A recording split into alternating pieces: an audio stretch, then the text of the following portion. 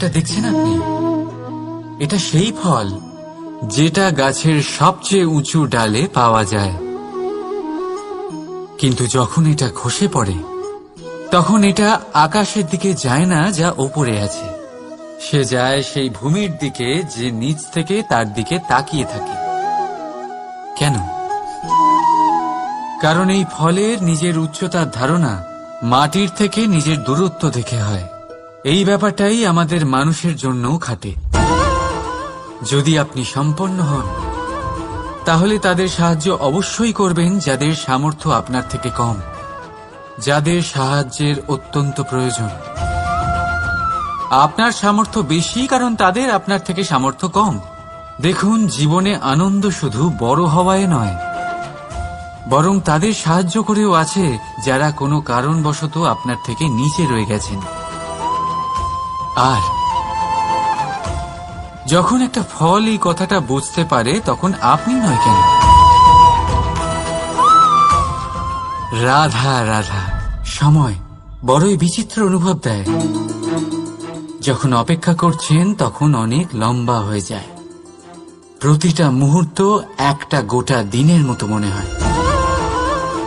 ঠিক সেইভাবেই যদি কোথাও যেতে দেরি হয় তখন সময় দৌড়তে থাকে, প্রসন্নতায় বয়ে যায় আর নিরাশায় থমকে যায়। আপনদের সাথে থাকলে সময়ের খেয়ালই থাকে না, শত্রুদের সাথে থাকলে সেই সময়ই খারাপ হয়ে যায়। কিন্তু এটাই কি সত্যি বাস্তব? না, সময় তো সময়ই হয়, নিজের গতিতেই চলে সে। শুধু সেই গতির আভাস আমাদের মানসিক অবস্থা অনুযায়ী বদলে যেতে থাকে।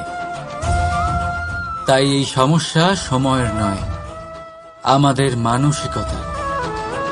তাই নিজেকে খুশি রাখুন, অন্যদেরও খুশি রাখুন। আগের সমস্ত ঘটনা ভুলে যান আর একটা উজ্জ্বল ভবিষ্যতের দিকে অগ্রসর হন। সময় সবসময় ভালোই লাগবে। প্রেম করুন সবার সাথে, সময় সবসময় সুখেই কাটবে। রাধা রাধা। অগ্নি জীবনে খুব মহত্বপূর্ণ হয়। এই অগ্নি, এই অগ্নি উজ্জ্বলতা হয়ে আমাদের জীবিত রাখে।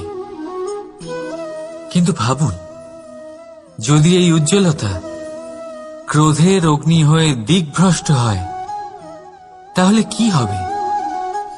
একটা ছোট পাতা দিয়ে শুরু করে গোটা বনকে ছারখার করে দিতে পারে।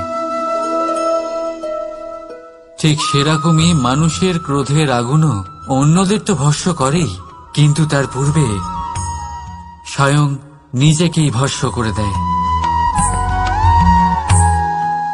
তাহলে কি করা যায়? কি করে নিয়ন্ত্রণ করা যায় তাকে? উত্তর হলো তাতে জল ঢেলে দিয়ে, জলের মতো বইতে দিই নাকি। ঠিক সেইভাবে যেমন সূর্য নিজের অগ্নিকে তেজ বানিয়ে আপনার কাছে পৌঁছে দেয়। এটাই পার্থক্য সূর্যের অগ্নি আর ক্রোধের অগ্নির মধ্যে। সূর্যের অগ্নি বিচ্ছুরিত হয়ে প্রতিফলিত হয়ে আসে, আর সেই জন্যই তাকে তেজ বলা হয়। অন্যদিকে আমাদের ক্রোধের আগুনের কোনো সীমাই থাকে না।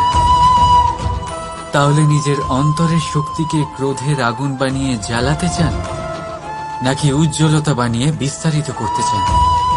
সিদ্ধান্ত আপনার।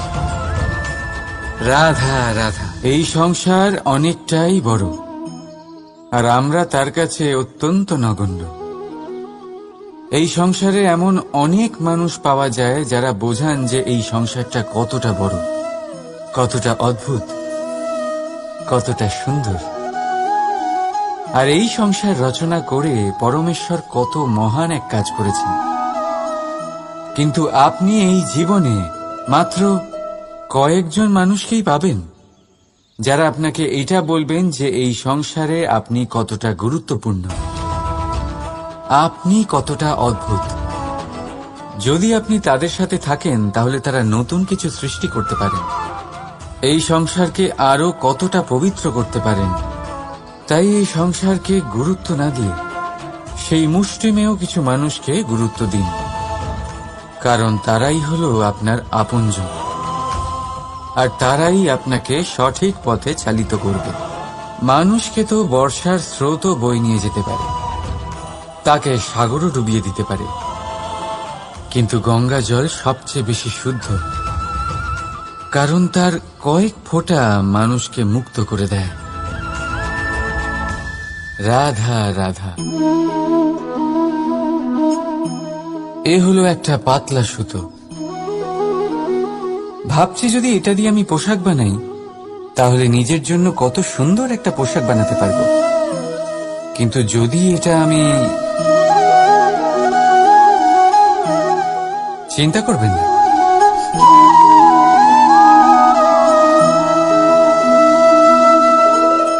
দেখুন এই সুতো জোড়া লেগে গেল।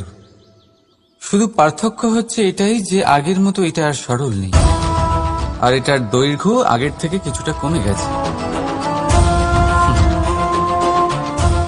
এই সংসারে প্রেমের সাথেও ঠিক এটাই হতে পারে। প্রেমের এই সুতো যা দুই মানুষকে একসাথে বেঁধে রাখে, অহংকার আর স্বার্থের আঘাত সে সহ্য করতে পারে না, ছিঁড়ে যায়। চেষ্টা করলে আবার এই সম্পর্ক হয়তো জোড়া লাগতে পারে, কিন্তু তা আগের মতো কখনোই থাকে না, কারণ মনে গিট পড়ে যায়। সেই জন্য প্রেমকে স্নেহের সাথে সামলে রাখুন, অহংকার আর স্বার্থের থেকে দূরে থাকুন। রাধা রাধা। আগুন কি করে? জ্বালায়। সেটা কাঠই হোক, কয়লা হোক, বস্ত্র হোক, যাই আপনি আগুনে দেবেন তা ভস্ম হয়ে যাবে। কিন্তু সোনা, যদি আপনি সোনা আগুনে ফেলেন, তাহলে তা কুন্দন হয়ে নিজের অস্তিত্ব তৈরি করে। যদি আপনি লোহা গরম করেন, তাহলে তা ইস্পাত হয়ে যায়, অনিষ্ট করতে পারবে না। রাধা রাধা। মানুষের জীবন কি? আপনি বলতে পারেন জন্ম আর মৃত্যুর মধ্যেকার সময়। আর মৃত্যু কখন হয়? যখন মানুষ শ্বাস নেওয়া বন্ধ করে দেয়, হাত পা নাড়ানো বন্ধ করে দেয়, ভাবা ছেড়ে দেয়। এমনটা নয়, মানুষের অন্তর। তার মৃত্যু তখনই হয় যখন তার অন্তরের করুণা শেষ হয়ে যায়। করুণা সেই ভাব যা মানুষকে মানুষ করে তোলে, যা এক মানুষকে আরেক মানুষের কষ্টে তার প্রয়োজনীয়তা অনুভব করে, আর সেটাই তাকে শক্তি দেয় অন্য কাউকে সহায়তা করার জন্য, তাকে পাত্র করে এই সৃষ্টির নিয়ন্তা হবার জন্য। দেখুন, এই সংসারে মৃত্যু কেবলমাত্র একবারই হয়, তাই তার আগে কেন মরব? এই করুণাকে কেন মারব? নিজের মনুষ্যত্ব বজায় রাখুন, মৃত্যুর পরেও আপনি জীবিত থাকবেন। রাধা রাধা। এটা হলো সূচ, আর এটা হলো তলোয়ার। এবারে আপনারা বলুন, আপনাদের দৃষ্টিকোণ থেকে এই দুই বস্তুর মধ্যে কোনটা বেশি শক্তিশালী আর গুরুত্বপূর্ণ হতে পারে? আপনি বলবেন তলোয়ারই সবচেয়ে শক্তিশালী বা গুরুত্বপূর্ণ। আচ্ছা, মানলাম যে তলোয়ার বেশি ভারী হয়। তলোয়ার আপনাকে যুদ্ধে বিজয়ী করে, যুদ্ধে শত্রুর বিনাশ করে, কিন্তু তলোয়ার দিয়ে আপনি কখনো আপনার বস্ত্র সেলাই করতে পারবেন না। যদি আপনার পায়ে কাঁটা ফুটে যায়, তা আপনি তলোয়ার দিয়ে বের করতে পারবেন না। আপনাকে সূচের ব্যবহার করতেই হবে। এবারে বলুন, তলোয়ার পেয়ে যাওয়ার পরে এইভাবে সূচকে হারিয়ে ফেলা কি ঠিক হবে?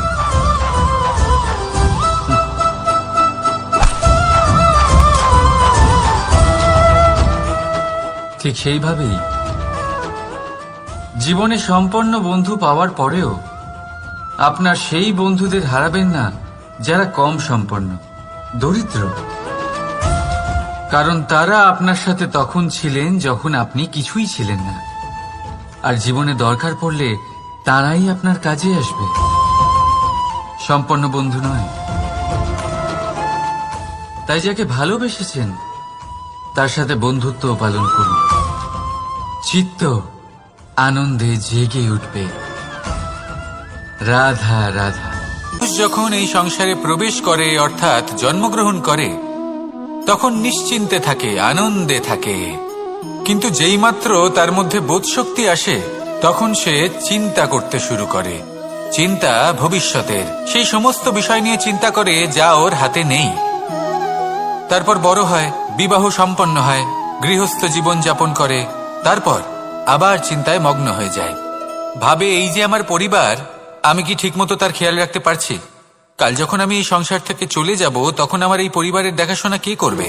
শেষ পর্যন্ত এই পরিবার তো আমারই উত্তরদায়িত্ব। যাক, আপনাকে একটা প্রশ্ন করি, এই সংসারে আসার পূর্বে আপনি কি এই প্রশ্ন করেছিলেন, এটা ভেবেছিলেন যে আমাকে ছাড়া এই সংসার কিভাবে চলবে?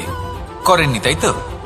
তাই আপনার এটা নিয়ে দুশ্চিন্তা করার প্রয়োজন নেই যে আপনি যখন এই সংসার ত্যাগ করে চলে যাবেন তখন কি হবে।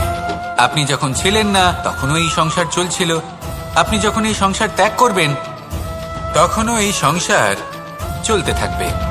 যদি কোনো বিষয়ের প্রভাব থাকে তা হলো আপনার আজকের তথা বর্তমানের কর্ম, অর্থাৎ আজ আপনি কি করছেন, কার জন্য মঙ্গল করছেন, কাকে প্রেরণা দিচ্ছেন, কাকে সাহায্য করছেন, কোন উদাহরণ প্রস্তুত করছেন। আপনি এই সংসারে যে ছবি অঙ্কন করবেন সংসার সেটাই মনে রাখবে।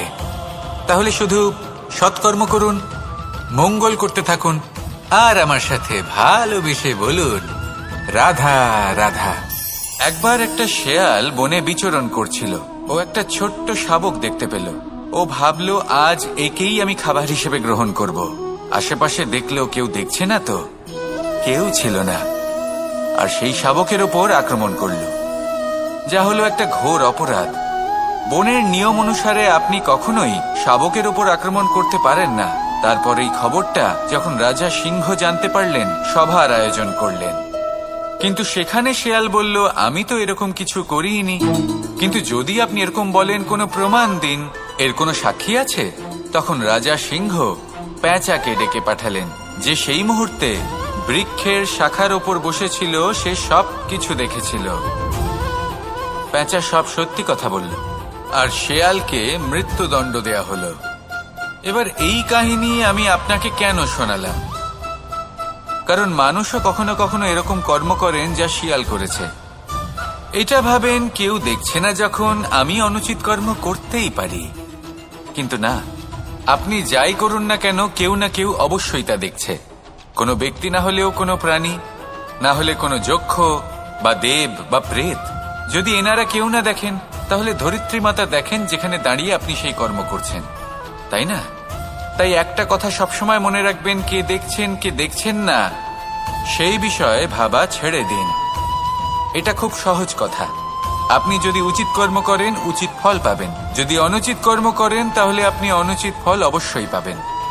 সেই জন্য উচিত পথে চলতে থাকুন, উচিত কর্ম করতে থাকুন, আর আমার সাথে ভালোবেসে বলুন রাধা রাধা। সুখ, দুঃখ এবং শক্তি, এই তিন হলো এই সংসারের ত্রিদেবের মতো।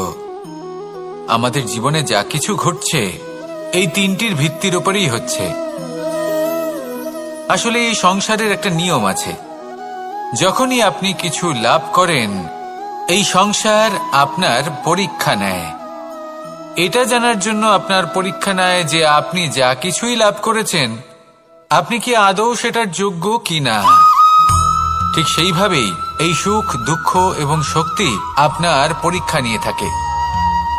যখন সুখ আসে তখন সে আপনার পরীক্ষা নেয় যে আপনার মধ্যে অহংবোধ জাগ্রত হয়নি তো। যদি অহংবোধ চলে আসে তাহলে সুখ সেখানেই সঙ্গ ত্যাগ করে। দুঃখ আপনার ধৈর্যের পরীক্ষা নিতে থাকে, আর যদি আপনার মধ্যে ধৈর্য না থাকে তাহলে এটা আপনাকে আরো বেশি দুঃখের গভীর অন্ধকারে ঠেলে দেবে। সেখানে শক্তি পরীক্ষা নেয় আপনার বিনম্রতার। যদি আপনি বিনম্র না হন তাহলে হয় এই শক্তি আপনার সঙ্গ ত্যাগ করবে, নয় এই শক্তি বিনম্রতার অভাবে আপনার পতনের কারণ হতে পারে। এই সংসারে যে কোনো ব্যক্তি যিনি এই পরীক্ষায় উত্তীর্ণ হয়ে থাকেন, এই জীবনে তিনি সাফল্য লাভ করেন।